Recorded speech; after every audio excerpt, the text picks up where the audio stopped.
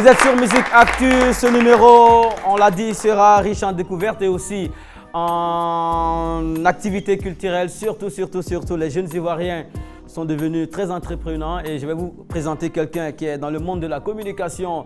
Il était animateur radio, animateur télé, annonceur d'événements, promoteur d'événements et le plus grand manager de sa génération parce qu'il aura lancé de grands artistes dont la plus célèbre est Christina DJ. Vous la connaissez, non? Voilà. Desmo, l'incontournable est avec nous. Incontournable Film, c'était votre label qui vous permettait de faire des clips vidéo. Aujourd'hui, Desmo se retrouve dans la production de films. Réalisation, production, voilà, voilà. Et montage. Ouais, et montage également. Voilà. Donc vous êtes dans toute la chaîne de l'industrie musicale aujourd'hui. En tout cas, bienvenue et merci d'être avec nous. On vous appelle parce que tout simplement, ce que vous avez fait, c'est innovant vraiment avec un film baptisé Les arnaqueurs du net. Voilà. C'est ce qu'on appelle les brouteurs ici en Côte d'Ivoire. En fait, c'est bien dit, c'est bien dit. C'est ce qu'on vit depuis une quinzaine d'années. Et surtout, nous, en tant que cinéastes, on peint et dépeint un peu les choses de la société. Et nous avons vu qu'en Côte d'Ivoire, ce cas était vraiment monstre et c'était criard. Donc, tout le monde parle de broutage, mais personne ne sait. Les gens se demandent c'est quoi. Et donc, on ne peut pas guérir un mal si on n'arrive pas à diagnostiquer le mal, si on n'a pas les vraies informations. Raison pour laquelle j'ai fait 4 ans dans la nuit pour un documentaire d'abord. Donc, j'ai animé, j'ai filmé tous les anniversaires et tout ce qu'il fallait. Et au sorti de cela, j'ai dit non, il faut faire un film. Donc, il fallait chercher des vrais acteurs, des personnes qui ont abandonné d'abord ce métier, dont les acteurs principaux.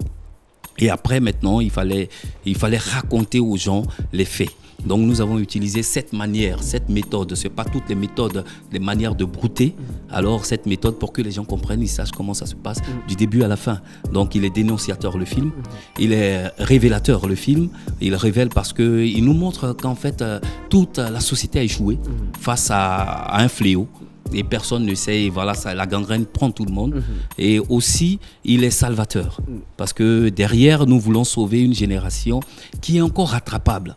On peut encore les sauver, on peut les insérer encore dans la société.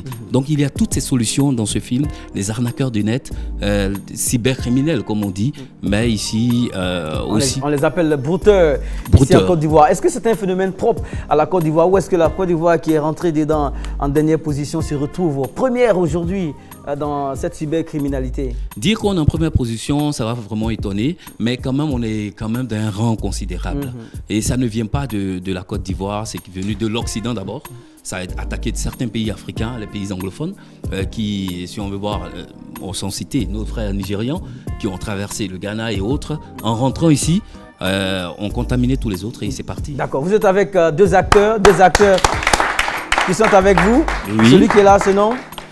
Sylvestre Doli. D'accord, on vous entend dire dans la bande-annonce, on va chercher la dette coloniale. C'est quoi la dette coloniale?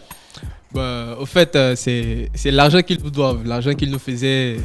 Ils nous faisaient travailler pour des sommes, des temps d'esclavage. Donc c'est là qu'on réclame maintenant. Ah, bon, ça c'est dans l'esprit des films, c'est dans le rôle. Voilà, mais il y a une moralité derrière. Qu'est-ce qu'on va retenir à la fin? Celui qui est au bout se nomme comment? Moi, c'est Olivier K. Je pense que dans un premier temps, ce film lance beaucoup de messages. Et le premier message à véhiculer d'abord, c'est le regard, c'est un regard lancé sur les jeunes et dans la société aujourd'hui. Je pense que ce film va, à partir de ce film, et plusieurs personnes vont comprendre ce phénomène et comment est-ce que ça a pris de l'ampleur.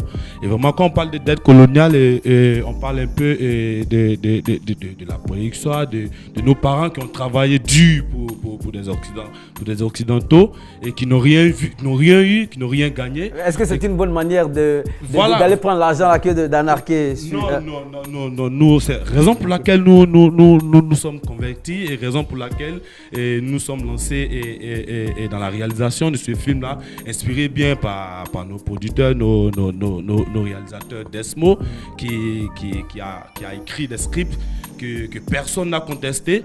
Et vraiment, nous avons fait seulement que jouer nos partitions, c'est-à-dire c'est quelque chose que nous vivons déjà dans nos sociétés. Et cela a été très facile à réaliser. Merci beaucoup, Merci, Desmo. En tout cas, courage. Les arnaqueurs du net, c'est un film qui sera mis à votre disposition sous peu. Alors, Desmond, vous avez le dernier mot. Surtout, c'est vrai, on vise les salles de cinéma, mais notre envie, ce serait que ce soit un film populaire, qu'il soit diffusé partout. Donc, nous appelons tout simplement les autorités ou les personnes compétentes qui pourraient nous accompagner dans ce cadre afin de pouvoir sensibiliser, éduquer et toujours donner des solutions et surtout ouvrir le débat.